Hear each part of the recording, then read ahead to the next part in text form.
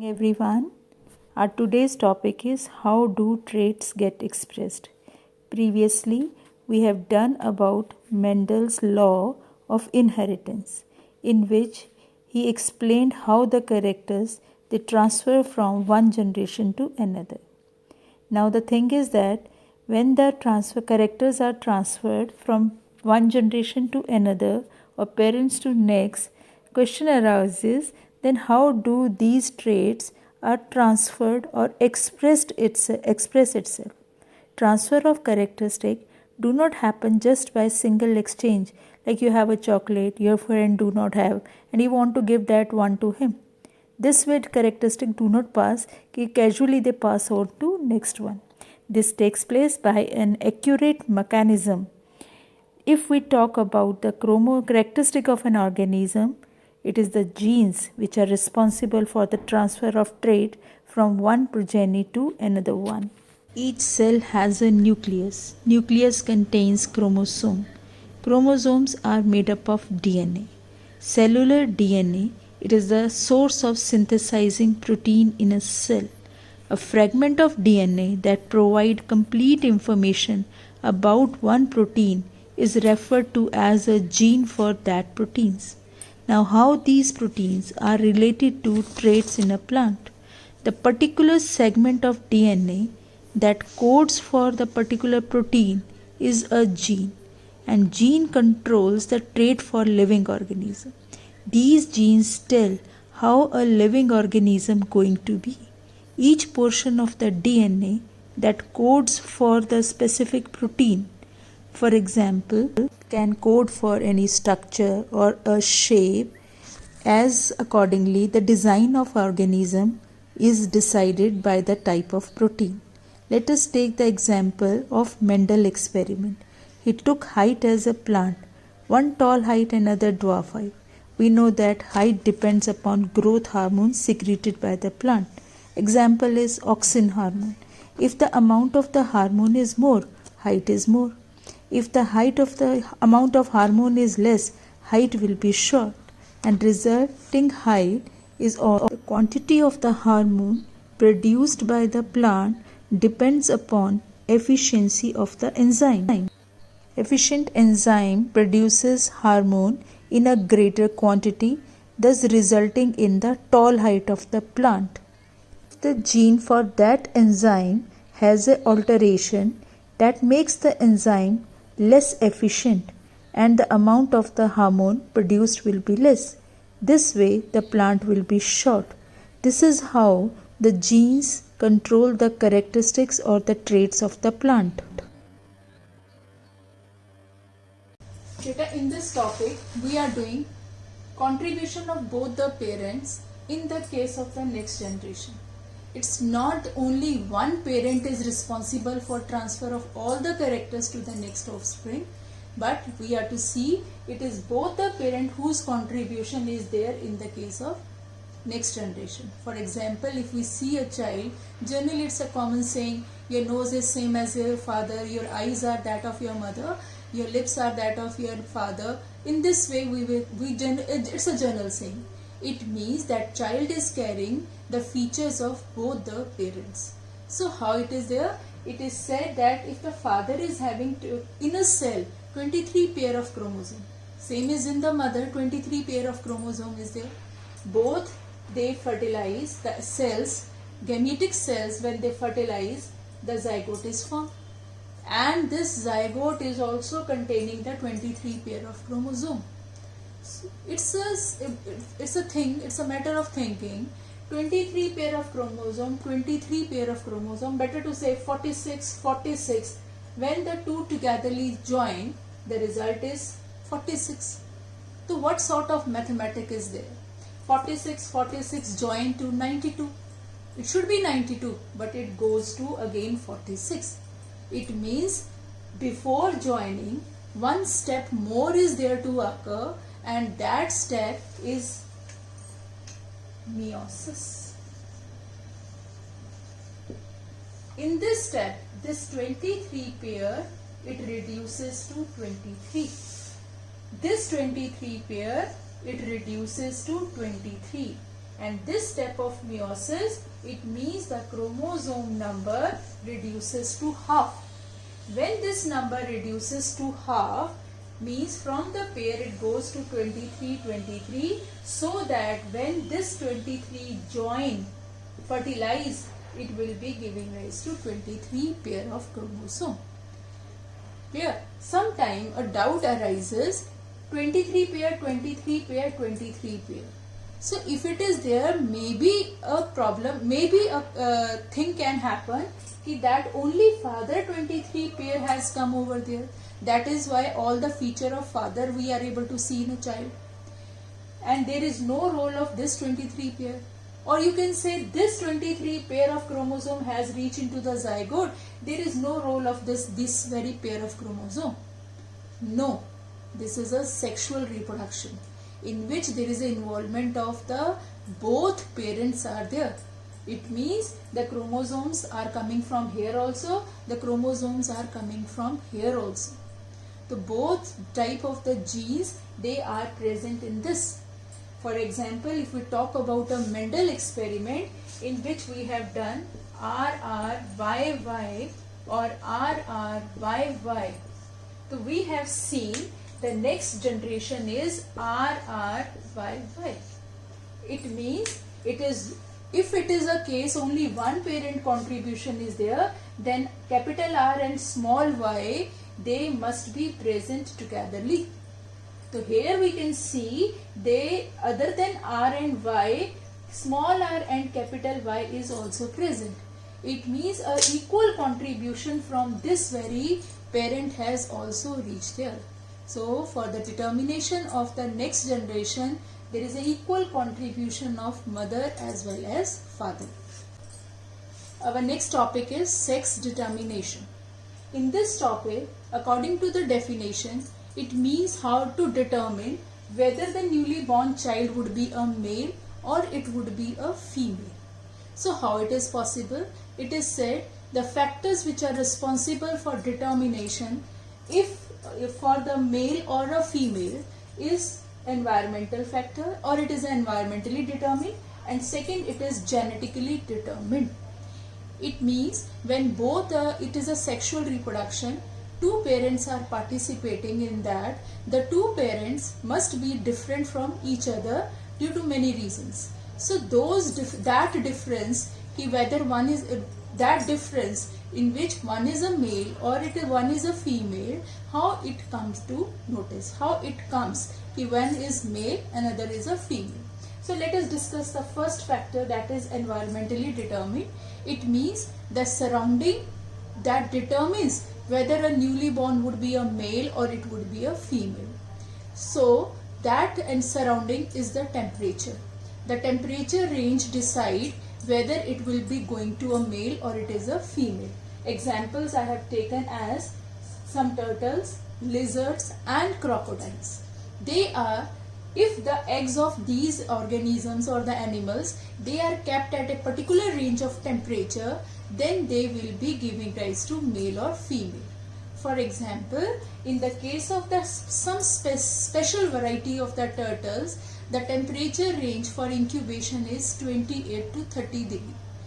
Below this temperature, if they are kept or they are kept in a cool environment, or due to any reason the eggs are there in the cold water, the eggs, they are going to hatch into the males. If the temperature is above 30 degrees Celsius, then they are going to hatch into the females. So there can be many reasons. If the hot water is released from industries into the water bodies, this can happen over there. So, or due to any global warming reasons, the temperature is automatically rising and that will be leading to this type of imbalance. So this is related to temperature. Again, same in the case of lizard, if the temperature is below the incubation period, then they are going to be female. And if the temperature above the incubation period, then they are going to male, opposite of these turtles. The same thing happens in the case of crocodiles also. In the case of the snail, this also vary. Snail, if the partner in front of that very snail is a male, it changes itself into female. If the partner in front of that is a female, it changes itself to male. So also there is a one reason. Also there is a reason. There is a particular mollusca or the worm in there. If it is growing alone, so then it is a female. If a partner comes to it, it changes itself to male. There is a one particular mollusca also. What happens in that, if it is growing alone, it is completely a female. But if many females are there, then it changes itself to male. So these are the certain examples in which the environment plays the role in determining a male or a female. But in the case of the humans and in some animals also, this is totally genetically determined.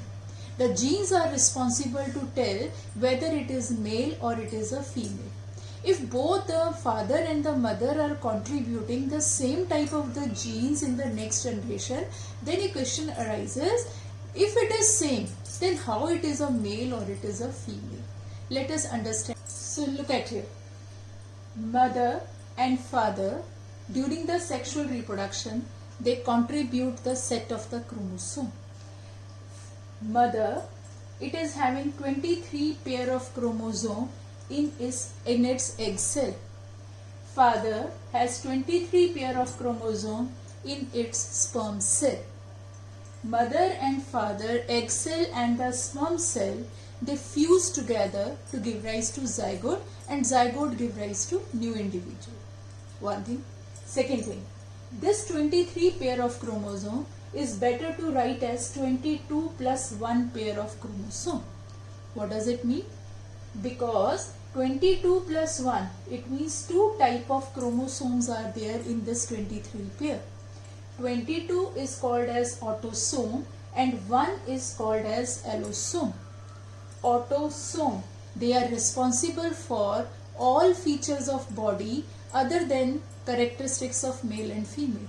Means nose, eyes, ear, body shape, all is being determined by this very type of chromosome.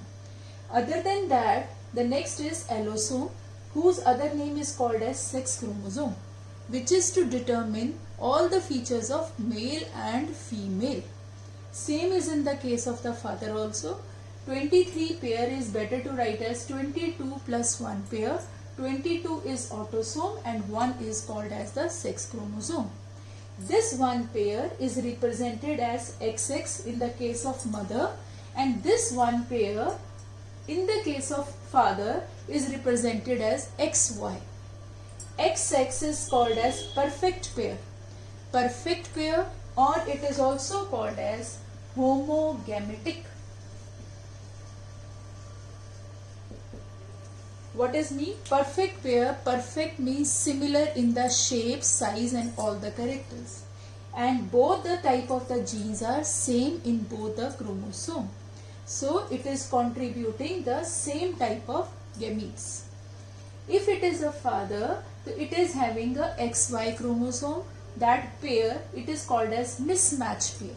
It means both the chromosomes, they are different in the shape, size and other characteristic. So how they will be doing? So when this mother and this father, they produce the gametes by process of meiosis, in which the number of chromosome reduces to half. Chromosome. Let us now take a look at the combination of sex chromosome in males and females.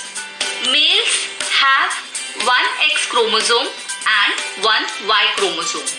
Therefore, after meiosis, half of the male gametes or sperms will have X chromosome and the other half will have Y chromosomes.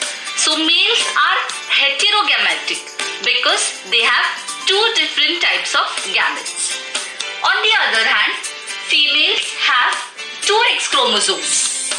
Therefore, after meiosis, all the female gametes or the ova or the eggs will always have X chromosome. Now, the sex of the unborn child or the zygote depends on which type of sperm fertilizes the egg. Since the egg always has X chromosome, it depends on which type of sperm fertilizes the egg. Let us study the conditions. If a sperm containing X chromosome fertilizes an ovum which always contains X chromosome, then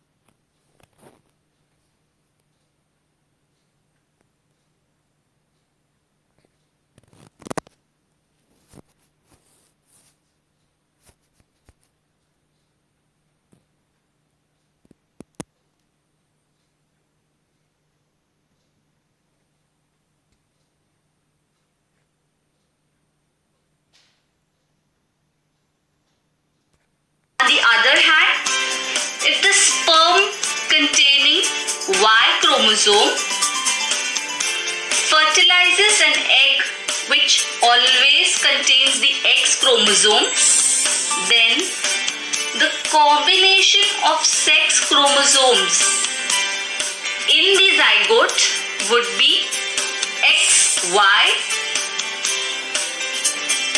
and the child born would be a male or a son.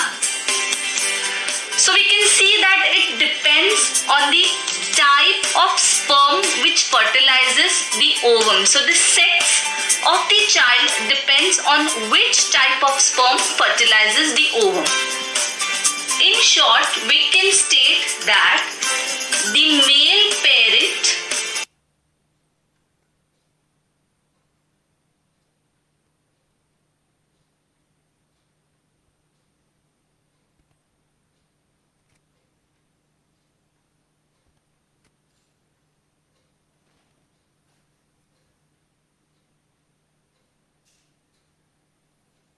This is very clear from the mechanism of sex determination. So this was about the process, the mechanism of sex determination.